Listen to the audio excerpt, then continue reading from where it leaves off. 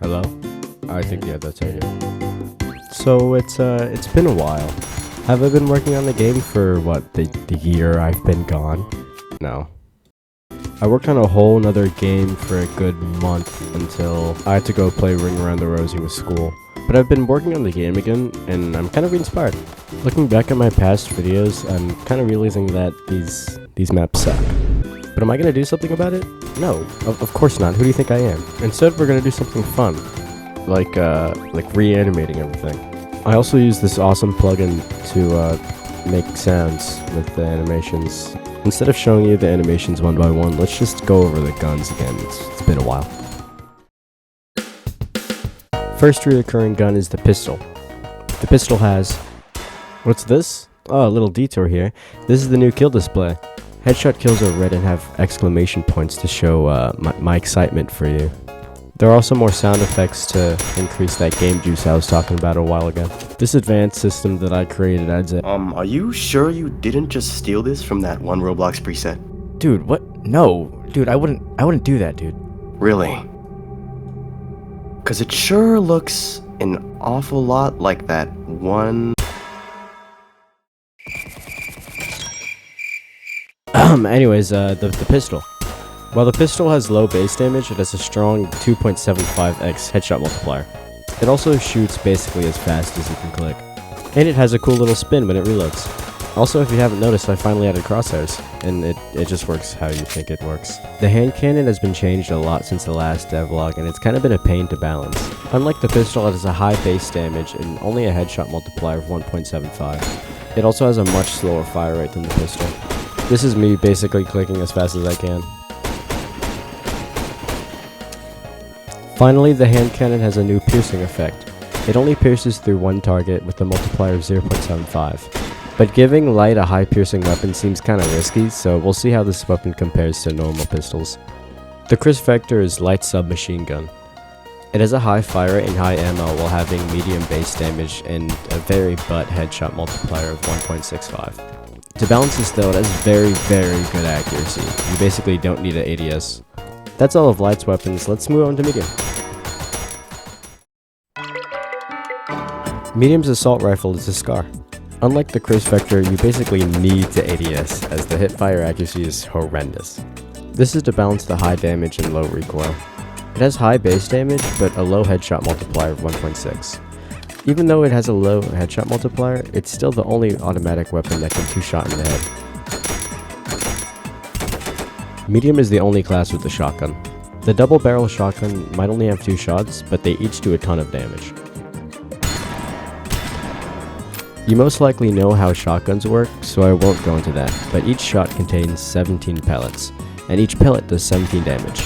They also have a headshot multiplier of 1.9, meaning that while it only has 2 shots, each shot can basically guarantee you a kill. The first new gun is the hunting rifle. The hunting rifle does a lot of damage, and also has 15 ammo. Each bullet does 125 damage, but it also takes a whole second to fire another round. It also has a very high piercing effect. Each bullet can pierce through 8 enemies with a multiplier of 0.75. Lining up your enemies will be crucial to this weapon's success. One big drawback towards this gun is its very long reload. You need to reload each bullet at a time, meaning that timing your reload is very important.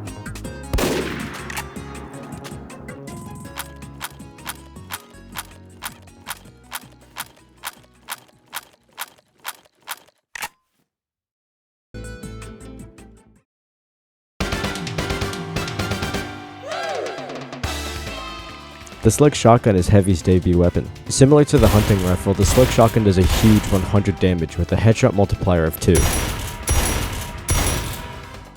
It also pierces, going through 4 enemies with a multiplier of 0.65. To bring it up to the level of the hunting rifle, it shoots and reloads almost twice as fast. This means that the uptime for this weapon is much higher and can output more damage in a shorter amount of time. So those are all the weapons in my game so far. I'm planning on giving Heavy more love he deserves with 2 more weapons at least, but only have one idea, so if you have an idea, go ahead and tell me. Last big change is character abilities. Each class has been given one ability or passive that helps them move, deal damage, or support their teammates. Okay, let's speedrun this. Light has been given a double jump to let her move even faster. It allows her to get up to high places and dodge enemy attacks. This should help her survivability in combat.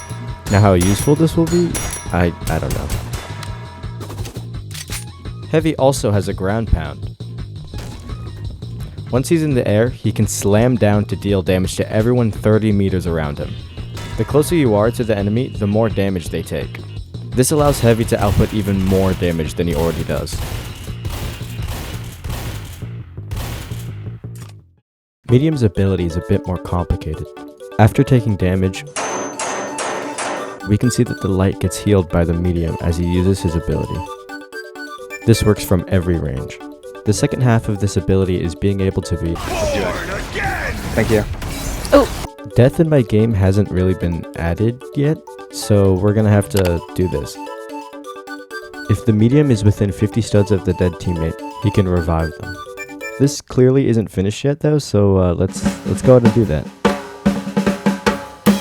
The first thing I added was ragdolls, then I tackled the reviving. This should be pretty easy, so maybe I can even get this first try. Okay, maybe second try?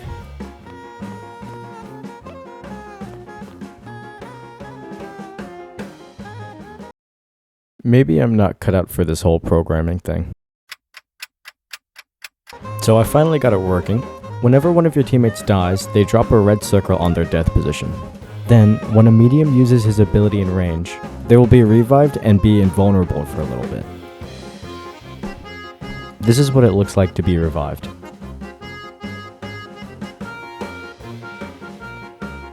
On revive, there's a yellow glow around your screen, and also your character glows too. That about wraps up what I added this video. There's a bunch of smaller things that I didn't go into detail, like walking effects or UI, but I'll be sure to show you guys next video. Thank you so much for your time, and I'm really sorry that it took me a year to make another video. Like I said though, I finally have motivation again, so expect to see more. Again, thanks for watching and I hope to see you next time.